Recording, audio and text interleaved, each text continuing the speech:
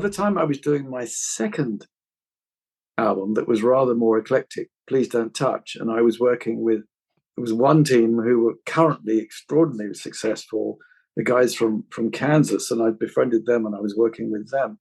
I was also working with Richie Havens, arguably from an earlier era, and then having Randy Crawford almost as a protege, because she hadn't had anything released in Europe at that point.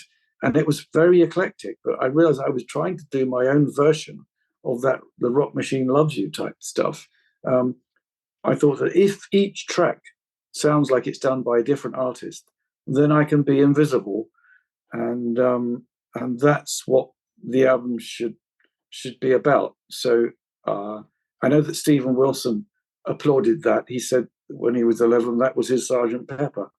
But I think my record company were rather less enthusiastic. They thought it was, its versatility, if you like, was both its strength and its weakness. You can't fight that. If that's you're going to nail your colours to the mast, then you've got to do it. It was a very different kind of album to the previous offering, which was Voyage of the Acolyte, and then I made a couple of Genesis albums in between.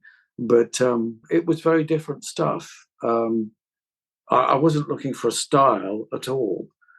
I don't think I really knew what style was or what I was supposed to do at that time. I was groping in the dark, as one always does. I think each album is a shot in the dark if you're looking to please an audience. I think all you can do is try and please yourself and have something that you think, yeah, I can go away with self-respect and integrity and say, yeah,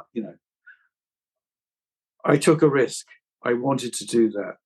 The best music embraces risk totally.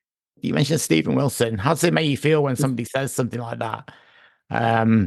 That, you were his Sergeant Pepper, I think you said. And obviously he's a person that's significantly taken progressive music, for want of a better phrase, progressive rock, into the new generation. So how does it feel when he says something like that about your music?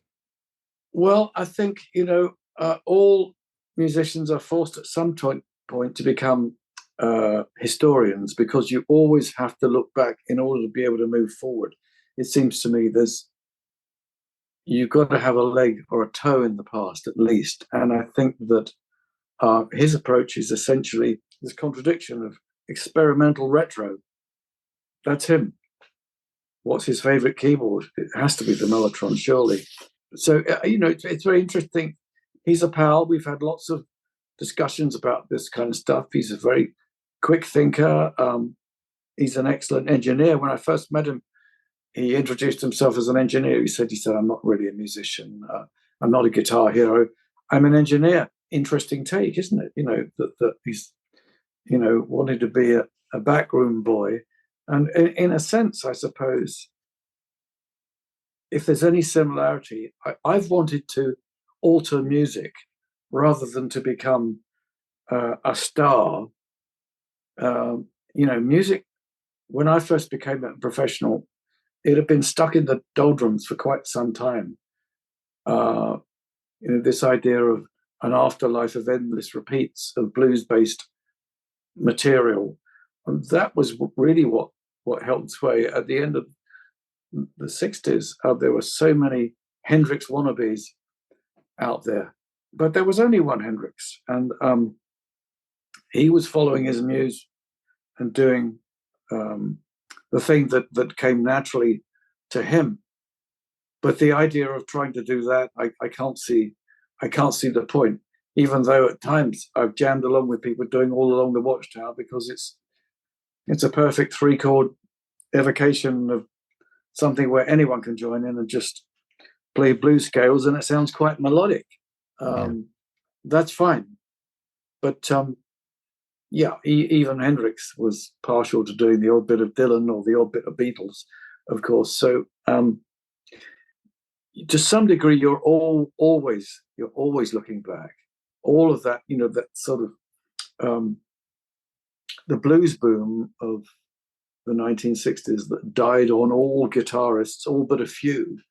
That was all a retread, of course, but the very making of Eric Clapton was a kind of summation of everything that had happened before with black musicians and singers. How do you feel about the current state of music? Like right now, what's actually being released right now? The new artists that are making music, how do you feel about it? For me, right now, I think when I hear most hit songs, I realize that they're made with a combination of, at most, a keyboard player, programmer, producer, and a singer.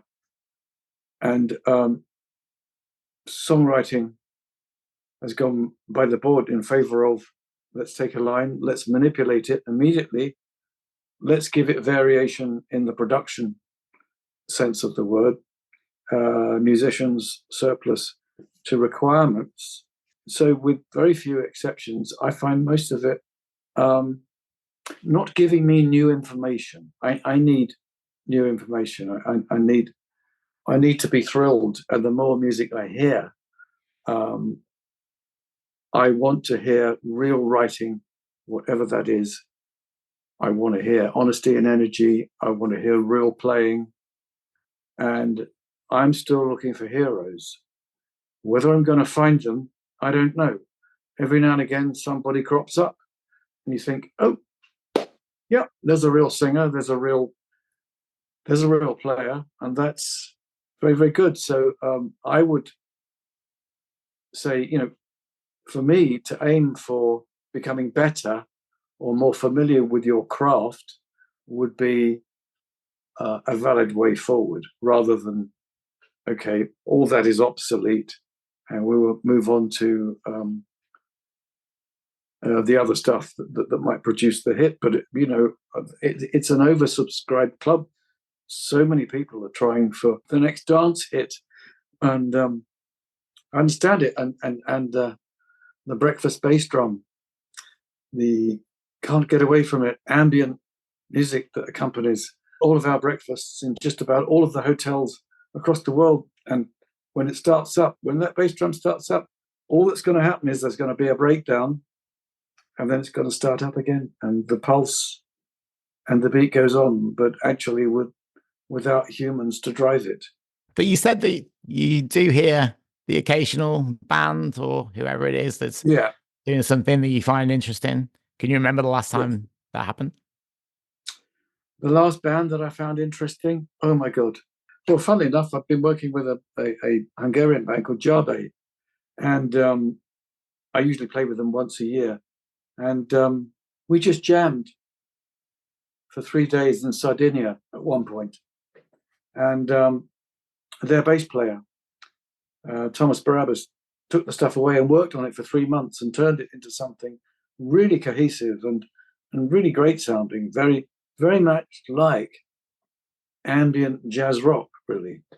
Lots of trumpet, no perceptible keyboard, guitar, certainly. Lots of things being used as wash that wouldn't normally constitute that. Phenomenally interesting. At the time, we had an Icelandic drummer and a Hungarian bunch of guys, plus me as an honorary Brit, working with that. So I found that interesting, I have to say. It seems like you're in a really good point, and this album's fantastic. So congratulations on it. Thank you very much. I wish you continued success, and thank you for your time. Thank you. It's been lovely talking to you. Thank you so much. Thanks. All the best.